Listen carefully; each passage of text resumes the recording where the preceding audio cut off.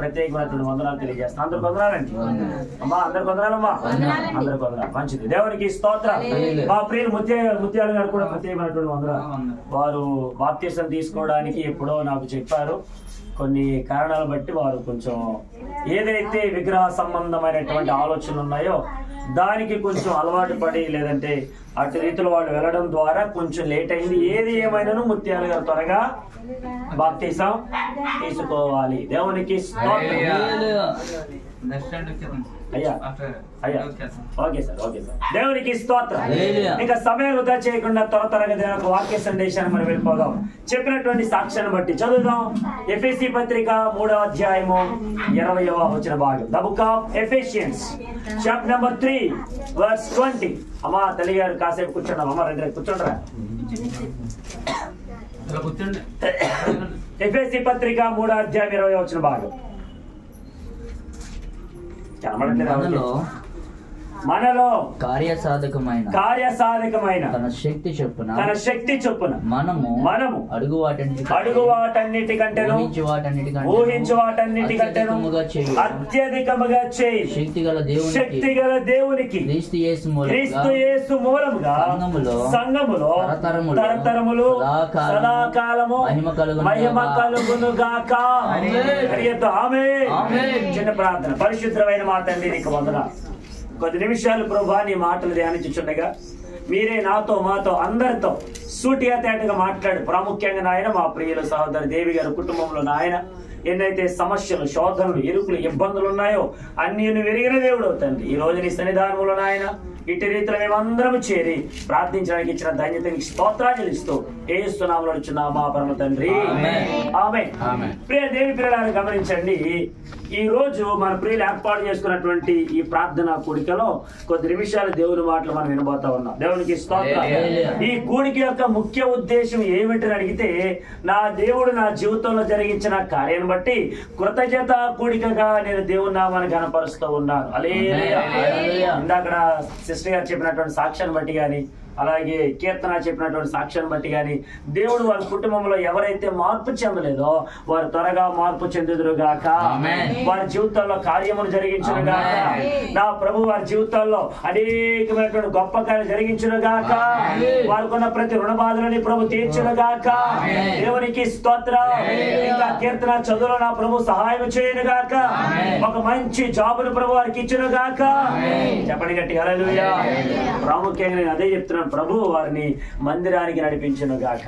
నేను ఎప్పుడు ఒకే మాట చెప్తాను, ఏంటంటే దేవుని మందిరానికి ఎప్పుడు దూరం కావద్దు. అమ్మ సిస్టర్ గారు ఉన్నారు ఇక్కడ, దేవి గారు ఉన్నారు మేడం. దేవునికి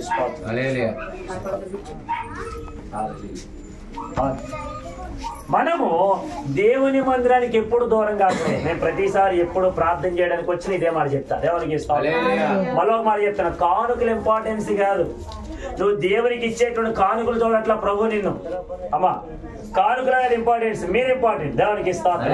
మీరు ఎప్పుడైతే సజీవముగా మిమ్మల్ని మీరు దేవునికి సమర్పించుకుంటారో ప్రభు మీ హృదయంతరంగాల్లో ఉన్న ప్రతి బాధను, ప్రతి వేదనను, ప్రతి శోధనను నా ప్రభు తేరు చూస్తున్నాడు. ఆయన ఖచ్చితంగా మీ బాధను ఆయన తొలగించే దేవుడు. దేవునికి స్తోత్రం. ఇక్కడ రాయబడిన ఒక మాట మన ముందుకు వెళ్తాం, చదువుకున్న చూడండి. ఇక్కడ రాస్తున్నాడు, ఎఫెసీ పత్రిక ఎఫెసీ సంఘానికి అపోస్తలుడైనటువంటి పౌలు ఈ మాట సెలవిస్తున్నాడు. ఏమో తెలుసా? మనలో కార్యసాధకమైన తన శక్తి చెప్పున మనం అడుగు వాటన్నిటికంటే. దేవునికి సిస్టర్ గారు కొన్ని ప్రార్థన అంశాలు మన ముందు పెట్టారు. అయ్యా మా కుటుంబం కొరకు ప్రార్థన చేయండి, మా నాన్నగారి కొరకు ప్రార్థన చేయండి, మా ముత్యాల గారి కొరకు, మా శివ కొరకు, మా కుటుంబీకులు అందరి కొరకు ప్రార్థన చేయండి. దేవునికి స్తోత్రం. నువ్వు ఏదైతే అడుగుతున్నావో అది నీకంటే ముందుగా ఎరిగిన దేవుడు. ఆమేన్. హల్లెలూయా. ఫర్ ఎగ్జాంపుల్, ఇశ్రాయేలు ప్రజలు ఎప్పుడైతే ఐగుప్తు దేశంలో ఉన్నారో 430 సంవత్సరాల నుంచి వారు ప్రార్థన చేస్తూనే ఉన్నారు, ప్రభుని అడుగుతానే ఉన్నారు, ప్రభు దగ్గర ప్రార్థిస్తూనే ఉన్నారు, ప్రభు దగ్గర వేడుకుంటూనే ఉన్నారు, ప్రభు దగ్గర మనవి చేస్తూనే ఉన్నారు. ఎప్పుడైతే ఇట్టి రీతిలో ప్రార్థన చేస్తూ ఉన్నారో, ఎప్పుడైతే అడుగుతూ ఉన్నారో, తమ మనసులో ఉండేటువంటి తమ ఊహలు, ఉద్దేశాలు, తలంపులు సమస్తం ఎరిగిన దేవుడు 430 సంవత్సరాల తర్వాత వారికి బానిసత్వం నుంచి విడుదలిచ్చాడు. దేవునికి చెప్పండి గట్టి.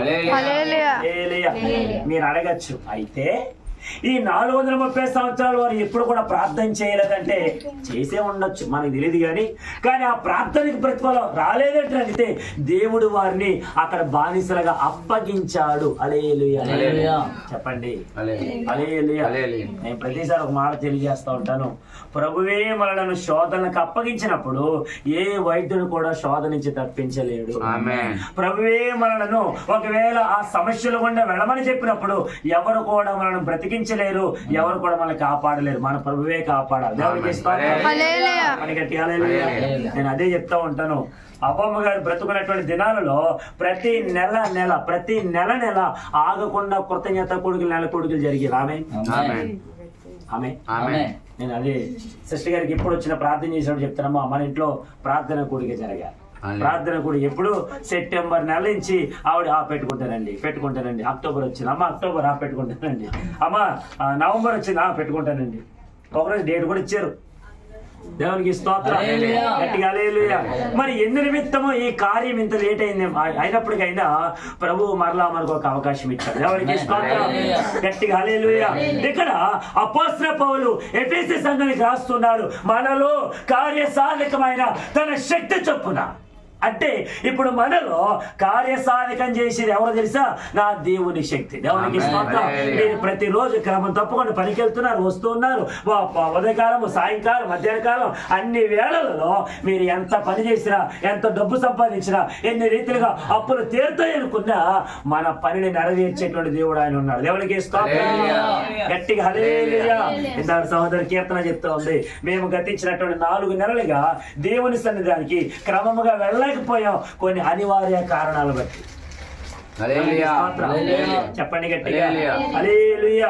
ఒకవేళ మనలో ఉండేటువంటి కొన్ని అసమర్థత, మనలో ఉండేటువంటి కొన్ని బలహీనతలు, మనలో ఉండేటువంటి కొన్ని పనుల భారము దేవుని మందిరానికి వెళ్ళకుండా ఆపివేస్తున్నాయేమో. దేవునికి అది కీర్తన గారు అంటాడు, ఆయన ఎప్పుడు చూసినా దేవుని సన్నిధానంలో పాటలు పాడుతూ, ఎప్పుడు చూసినా దేవునికి కృతజ్ఞత చెల్లిస్తూ, ఎప్పుడు చూసినా దేవుని యొక్క నామాన్ని మహిమపరుస్తూ ఆయన ఒక మాట తెలియజేస్తున్నాడు, నీ భారము యెహోవా మీద మోపు, ఆయనే నిన్ను ఆదుకొనెను, నీతిమంతులను ఎన్నడూ కూడా ఎవరికి స్తోత్రం. నువ్వు మోయలేని భారాలు ఆయనే మోస్తాడు. ఫర్ ఎగ్జాంపుల్ ఇప్పుడు నేనున్నాను, నా భారం అంతా కూడా ఆయన మోస్తున్నాడు. గతించిన 2 రోజుల నుంచి ఇంచుమించి మెడ దగ్గర నుంచి ఇక్కడి నుంచి ఒక నరం లాగినట్టు ఇక చాలా తల తిప్పలేకపోతున్నాడు. కొంతమంది అన్నారు నిద్రలో వచ్చిందేమో అయ్యారు, నిద్రలో పోతుంది. ఎంత బాగుంటుంది. దేవునికి స్తోత్రం, చెప్పండి గట్టిగా హల్లెలూయా. ఇప్పుడు ఏది ఏమైనా ఇలా ఉన్నప్పటికైనా కొన్ని ప్రయాణాలు చేస్తూ ఉన్నాను, కొంతమంది దగ్గరికి వెళుతూ ఉన్నాను, వారి దగ్గర ప్రార్థన చేస్తూ ఉన్నాను, వాక్యం తెలియజేస్తున్నాను.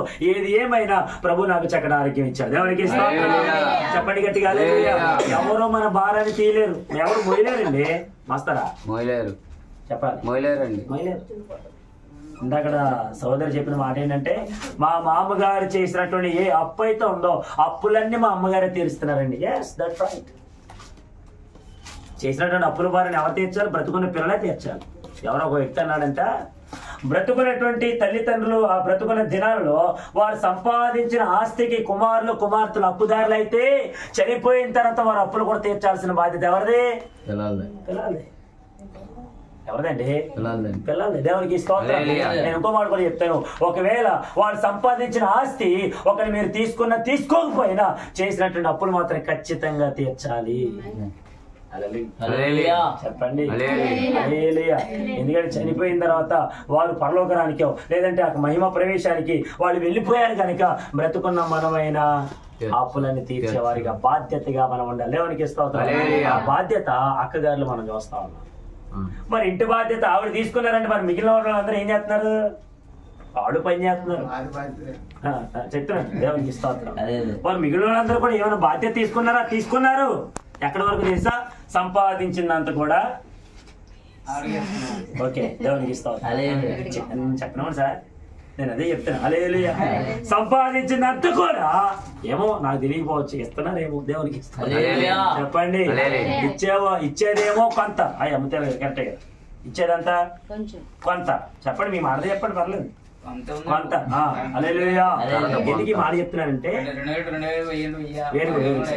ఓకే సార్, రేపు జనవరి 1 కి 10,000 వేయాలి మరి సంఘానికి. అయ్యా రేపు జనవరి 1 కి 10,000 వేయాలి సంఘానికి, ఓకేనా? 2,000 అంటే 2,000 కాదు, 100 అంటే 100 కాదు, 10,000 దేవునికి ఇస్తాం గట్టిగా. చదార్థిగానండి. ఇప్పుడు కుటుంబంలో ఉండేటువంటి వారందరూ కూడా బాధ్యతగా తీసుకుంటే ఈ పాటికి అప్పులని తీరిపోవాలి. అవునా కదా? అప్పులని తీరిపోవాలి. ఒక పని చేస్తే రోజుకి వచ్చి 1,000 రూపాయల నుంచి 1,500 వరకు వస్తుంది సార్, రాదా? 2,000 కూడా వస్తాయి.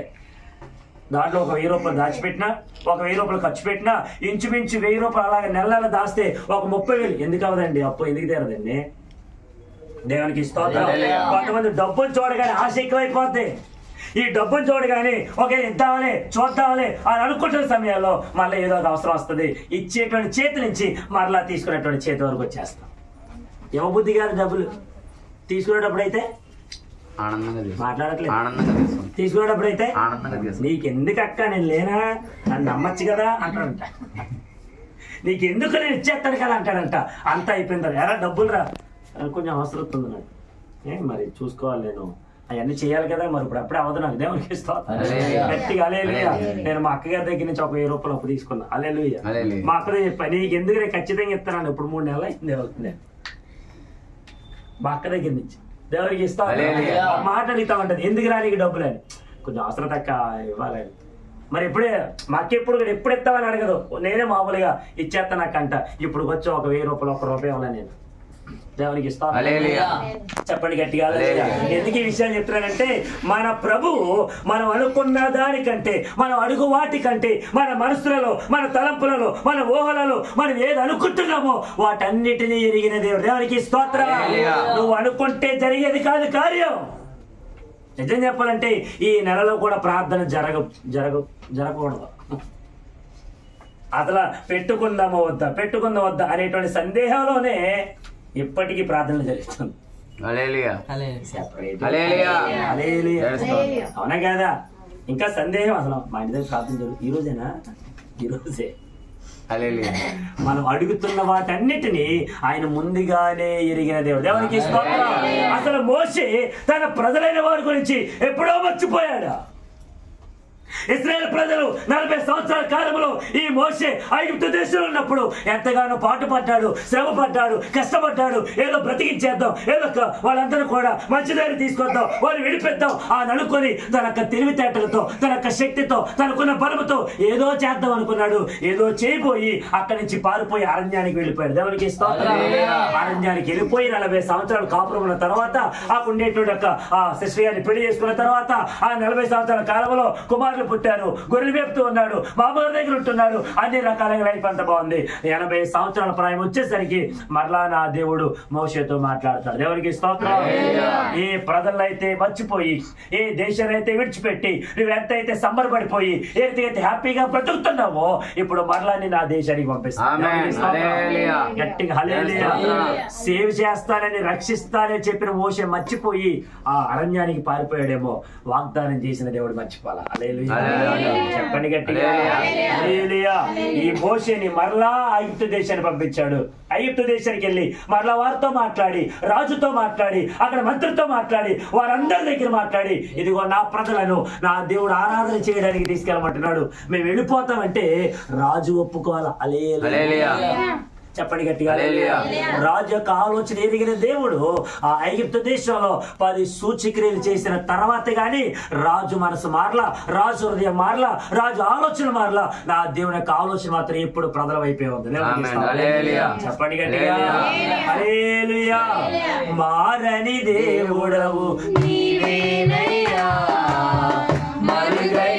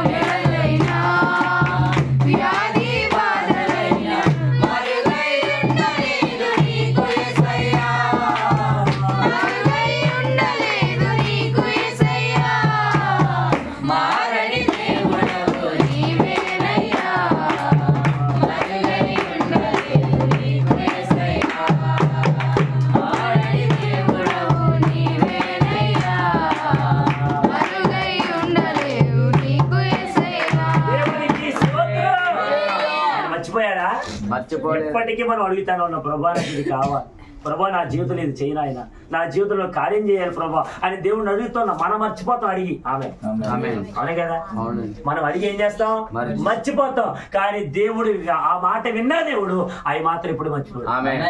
అసలు మీరు ఎప్పుడైనా గమనించా, అసలు మిడ్ ఎగ్జామ్ లో ఫస్ట్ వచ్చిందంట ఆమె, గట్టిగా అసలు ఫస్ట్ వచ్చిందని కానీ అసలు ఆ పాప ఎంత ఉబ్బు దెబ్బపోయి ఉంటుందో, అయ్యో నేను ఫస్ట్ రాడా, నేనా నువ్వే. దేవునికి దేవుడు చేసే కార్యాలు అట్లా ఉంటాయి. అందుకే అంటాడు మొదటి కొరింథీ పత్రిక 2:9 ఇందును గూర్చి దేవుడు తను ప్రేమించే వారి కొరకు ఏమి సిద్ధపరిచినో అవి కంటికి కనబడలేదు, చెవికి వినబడలేదు, మనుషులు దానికి అగోచరం నా ప్రభు జరిగించే కార్యాలు అన్నీ ఉన్నాయి. ఇంచుమించి 2025 సంవత్సరం జనవరి మాసం మొదలుకొని డిసెంబర్ నెల వరకు ఎప్పటి వరకు మన కంటికి రెప్పలా కాపాడాడంటే నువ్వు ఎప్పుడైనా అనుకున్నావా ఈ దినం వరకు బ్రతుకుంటానని? ఎప్పుడైనా ఊహించుకున్నావా అసలు నా జీవితంలో ఇటువంటి మేలు నేను చూస్తానని? We never knowing about anything about our life. దేవునికి స్తోత్రం. మన జీవితం గురించి మనకి ఏమీ తెలియకపోయినా ఈ జీవితాన్ని ఇచ్చిన వాడికి సమస్తం తెలుసు.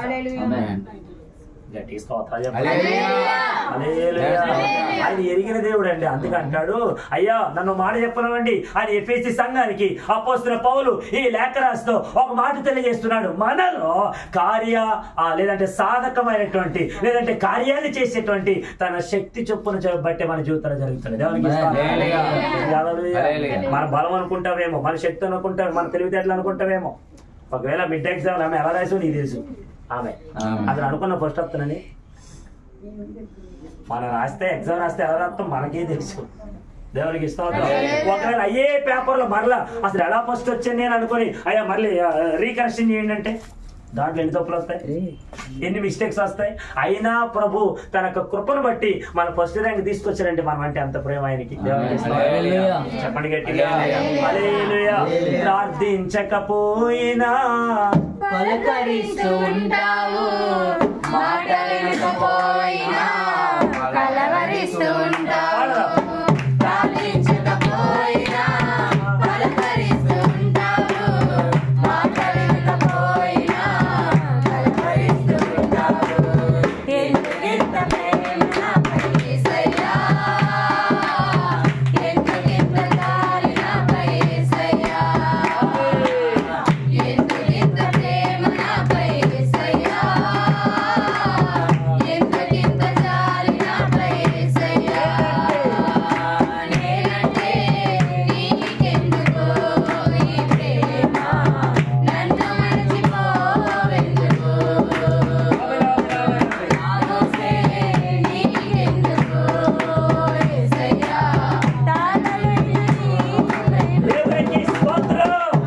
యెషయా గ్రంథం 55వ అధ్యాయము 9వ వచనం. The book of Isaiah chapter number 55 verse 9. 55:9. ఆకాశములు భూమికి ఎంత ఉన్నతముగా ఉన్నవో నీ మార్గముల కంటే నా మార్గములు, మీ తలంపు కంటే నా తలంపులు అంత ఎత్తుగా ఉన్న. దేవునికి స్తోత్రం. అడిగితే కొంచెం అడుగుతాం, ఆమె ఎంత అడుగుతాం? కొంచెమే. దేవుడు ఇచ్చేది ఆమె గట్టిగా చెప్పండి. వీళ్ళు అప్పులా అన్నారు, ప్రభు ఇంకెంత ఆలోచిస్తాడు వీళ్ళ గురించి. నేను అన్నాను వీళ్ళ గురించి కాదు, మన అందరి గురించి. The one who are worshipping our lord and heavenly father, my god knows each and everything about our life. దేవునికి స్తోత్రం. ఎవరైతే ఇక్కడ ఆరాధన చేస్తున్నారు నా దేవునికి, ఆయన సమస్తము ఎరిగిన దేవుడు కనుక మన అందరి జీవితానికి గుప్పెట్లో. దేవునికి స్తోత్రం. యెషయా భక్తుడు అంటాడు, యెషయా ప్రవక్త చేత ప్రభు రాయించినటువంటి మాట, నా తలంపుల కంటే లేదా మీ తలంపుల కంటే నా తలంపులు ఎంత ఉన్నతముగా ఉన్నవో, మీ మార్గముల కంటే నా మార్గములు చాలా హెచ్చుగా ఉన్నాయి. అందుకని అంటారు కొంతమంది సేవకుడు అన్నాడు, ఒక బైబిల్ని నువ్వు మోయలేకపోతున్నావు అంటే నీ భారాన్ని ప్రభు మోస్తున్నావు ఎప్పుడు గుర్తు తిరుగుతావు? దేవుని యొక్క సన్నిధానానికి వచ్చినప్పుడు బైబిల్ పట్టుకొని రాలేకపోతున్నాం అంటే ఇప్పుడు అందరికి మొబైల్స్ వచ్చేసినాయి, అందరికి రకరకాల చిన్న చిన్న మొబైల్స్ లేదంటే చిన్న చిన్న బైబిళ్ళు రకరకాల వాళ్ళు అంతగా మోస్తూ ఉన్నారు. ఒక సేవకుడు అన్నాడు, దేవుని పరిశుద్ధ గ్రంథాన్ని మోయలేకపోతున్నావు అంటే నీ జీవిత భారాన్ని మోస్తున్నటువంటి ఆయన ఎప్పుడు గుర్తెరుగుతావు? దేవునికి ఇస్తాను. ఆయనే మన భారాన్ని మోస్తున్నప్పుడు ఇప్పుడు ప్రభు అన్నాడు, అసలు నీ తలంపుల కంటే నా తలంపులు నీకంటే ఉన్నతంగా ఉన్నాయి. నీ మార్గముల కంటే నా మార్గములు చాలా ఉన్నతంగా. దేవునికి స్తోత్రం. ఇశ్రాయేలు ప్రజలు ఎర్ర సముద్రం దగ్గర రాగానే వీళ్ళందరూ ఆగిపోయారండి. ఆగిపోయిన తర్వాత వీళ్ళందరూ అనుకున్నారు అసలు మార్గం లేదు కదా, వెనక్కి చంపేస్తారు, ముందుకెళ్తే ఈ సముద్రంలో చచ్చిపోతాం. మార్గం లేని చోటకి ప్రభు తీసుకొచ్చాడేంటి? అసలు ఈ మోసే సేవకుడు తీసుకొచ్చాడేంటి? అసలు ఈ సేవకుడికి తెలివితేటలు ఉన్నాయా? ఈ సేవకుడు ప్రార్థనాపరుడేనా? ఈ సేవకుడు మంచి సేవకుడేనా? అసలు ఈ సేవకుడు దేవుడి మీద ఆధారపడిన వాడేనా? ఎందుకు ఈ రీతిగా మమ్మల్ని చంపడానికి తీసుకొచ్చాడని చాలా రకాలుగా మాట్లాడుకున్నారు. కానీ మోసే ప్రార్థన చేయగా ఎర్ర సముద్రంలో మార్గాన్ని ఏర్పరిచిన దేవుడు. చెప్పాలి ఆల్రెడీ మార్గం ఉంది కాబట్టి నీళ్ళతో కప్పాడు అన్నాడు సేవకుడు. ఆల్రెడీ ఎర్ర సముద్రం ఏముంది? మార్గం ఉంది, దాన్ని నీళ్లతో కప్పాడు. ఎప్పుడైతే నీళ్ళన్నీ అక్కడ గోడలుగా నా దేవుడు నిలిపాడో ఆరిన నేల మీద వారు నడుస్తూ ఉండేసరికి ఊరి మనము ఇటుకలతో గోడలు కట్టాం గాని, లేదంటే ఆ కీలు మట్టితో గోడలు కట్టాం గాని నీళ్లతో ఎప్పుడు గోడలు కట్టలేదే. అది ఆ మార్గ మధ్యలో నడుస్తూ వెళుతున్నప్పుడు అటుపక్క ఇటుపక్క గోడలుగా నిలబడినటువంటి నీళ్ళని ఏకరాశిగా నిలిపిన దేవుడు యొక్క మహత్యాన్ని చూస్తూ ఉన్నారు. కానీ అర్థం కావట్లేదు. ఒరే మనం అడిగింది ఏంటంటే దేవుడు చేసింది ఏంట్రా?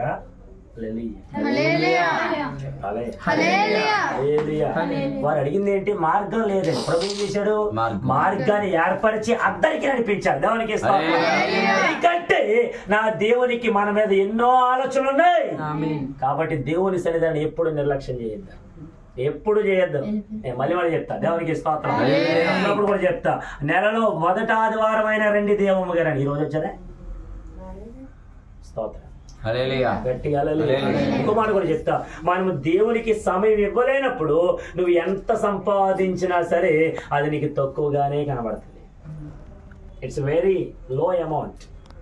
If you are doing more than 8 hours or 12 hours, 8 గంటలు కాదు 12 గంటలు కష్టపడినా నేను ఇంత గంటలు పని చేసిన కానీ ఎంత కనబడుతుంది? అంతే కనబడుతుంది. Because we're not coming to the Jesus Christ. మన దేవుని సన్నిధానికి యేసు ప్రభు దగ్గరికి రాలేనంతసేపు మనకు కొంచెమే. దేవునికి స్తోత్రం. గట్టిగా హల్లెలూయా. పరిశుద్ధ గ్రంథంలో సామెతలో రాబడిన మాట ఏంటంటే వెదజల్లి అభివృద్ధి పొందిన వారు కలరు. వెదజల్లి అభివృద్ధి పొందిన వారు కలరు. దేవునికి స్తోత్రం. మనం వెదజల్లినప్పుడు మనం అభివృద్ధి చెందుతాం. దేవునికి స్తోత్రం. ప్రసంగి భక్తుడు అంటాడు, ప్రసంగిలో రాబడిన మాట, నీ ఆహారమును నేల మీద వేయి. నీ ఆహారం ఎక్కడ వేయాలి?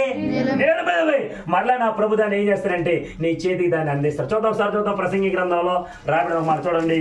ప్రసంగి గ్రంథం 8వ అధ్యాయంలో రాబడిన మాట. ప్రసంగి గ్రంథంలో 8వ అధ్యాయం లేదా 12వ అధ్యాయం స్తోత్ర 11వ అధ్యాయం. నీ ఆహారమును నేల మీద వేయము, చాలా దినములైన తర్వాత అది నీకు చెప్పాలి అది నీకు నేల మీద అయితే కనబడుతుందా? మాట్లాడాలి. నేల మీద అయితే కనబడుతుందా? దేవునికి స్తోత్రం. చెప్పండి గట్టిగా హల్లెలూయా. దాని అర్థం ఏంటంటే నీ ఆహారమును ఎవరికైతే నువ్వు పెట్టడానికి ఆలోచన కలిగి ఉన్నావో, లేనటువంటి వారి మీదకి నువ్వు ఎప్పుడైతే దయ చూపి లేదంటే వారికి కరుణ చూపి నువ్వు ఏదైతే ఇవ్వడానికి ఇష్టపడుతున్నావో మరలా చాలా దినములైన తర్వాత అది నీకు ఖచ్చితంగా కనబడుతుంది. దేవునికి చెప్పండి గట్టిగా హల్లెలూయా. ఇప్పుడు ఎందుకు ఈ మాట చెప్తానంటే నీకంటే నాకంటే ముందుగానే మన ఊహల ఉద్దేశం ఎరిగిన దేవుడు నువ్వు అడుగు వాటన్నిటికంటేనో, 2వ మాట ఎఫెసీ పత్రిక 3:20లో ఊహించు వాటన్నిటికంటేనో అత్యధికముగా చేయగల దేవునికి స్తోత్రం.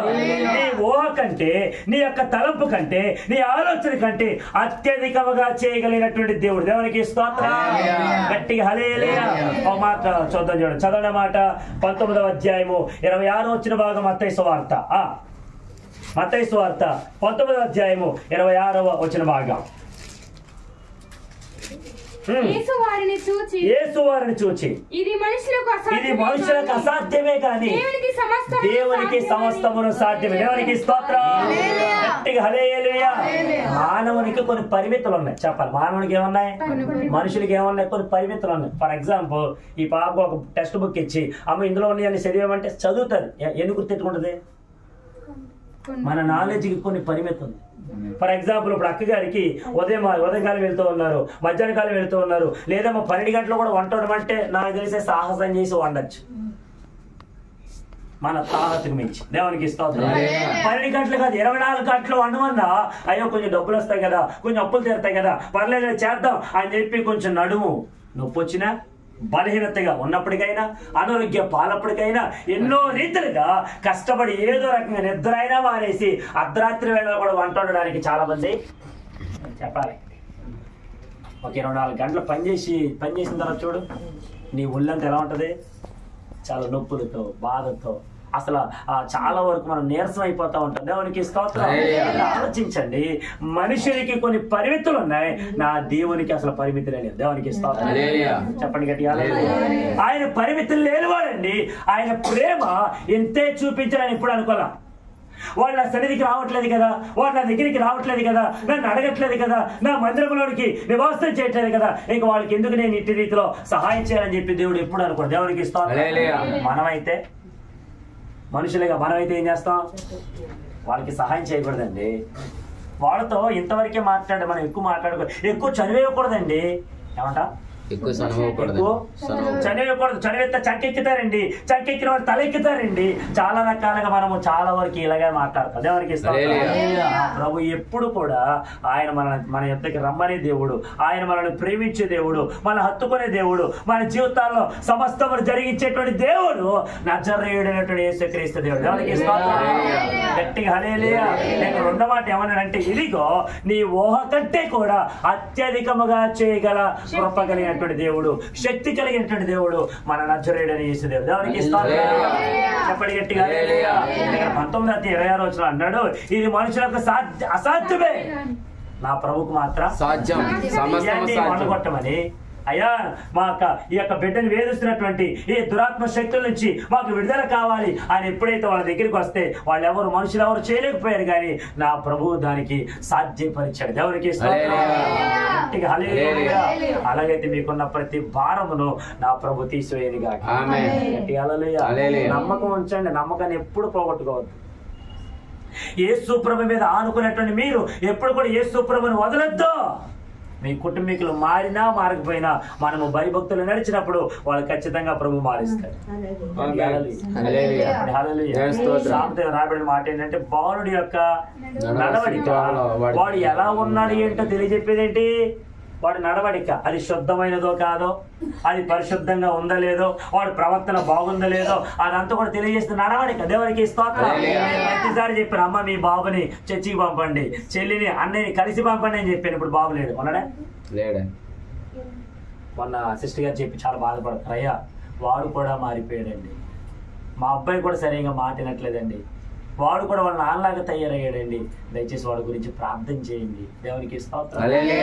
చేతికి అందించినటువంటి కొడుకు ఒక్కసారిగా మాట వినకుండా, ఇంట్లో పట్టించుకోకుండా, అమ్మ మాట వినకుండా, ఎవరికి రెస్పెక్ట్ ఇవ్వకుండా, ఇష్టానుసారంగా బయటికి వెళ్ళి తిరిగి మరలా అర్ధరాత్రి వేళలో వస్తున్నాడంటే ఆ తల్లి ఎంత కుమిలిపోతుందో ఆలోచించండి. దేవునికి స్తోత్రం. ఇప్పటికైనా మనము అడుగుతున్న వాటన్నిటిని ఎరిగిన దేవుడు, సమస్తము మన జీవితంలో కార్యాభివృద్ధి జరిగిస్తున్నటువంటి శక్తి గల దేవుడు మన ప్రభువైన యేసు దేవుడు. దేవునికి గట్టిగా హల్లెలూయా. ఆనంద్ గారు పాడినటువంటి పాట, గులాబీ పువ్వులంటే యేసు రాజా, నా యేసు రాజా, గులాబీ పువ్వులంటే యేసు రాజా, నా యేసు రాజా.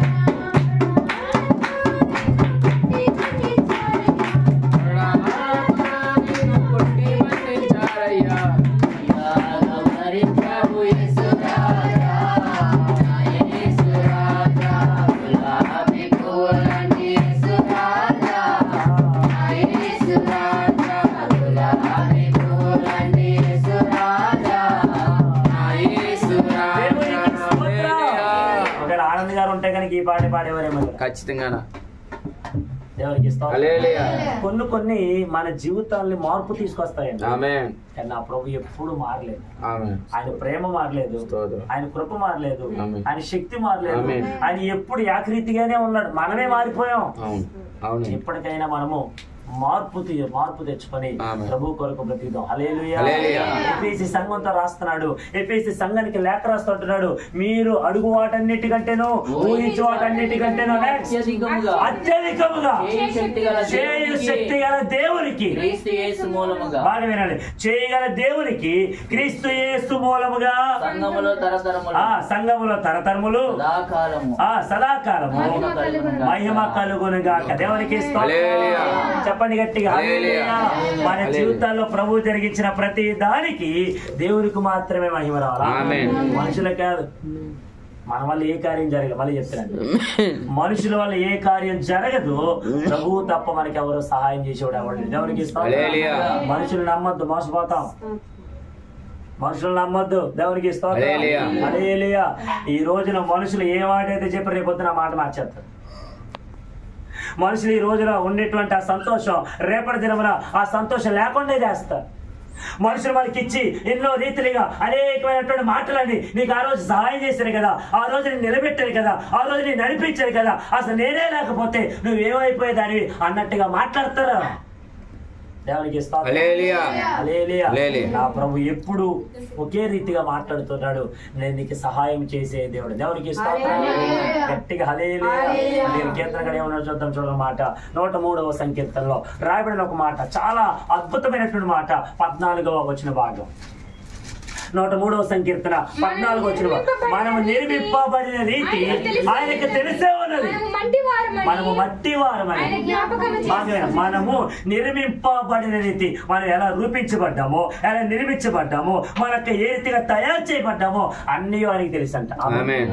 అమ్మా హల్లెలూయా. సమయం అయింది, నేను ముగిస్తూ ఉన్నాను.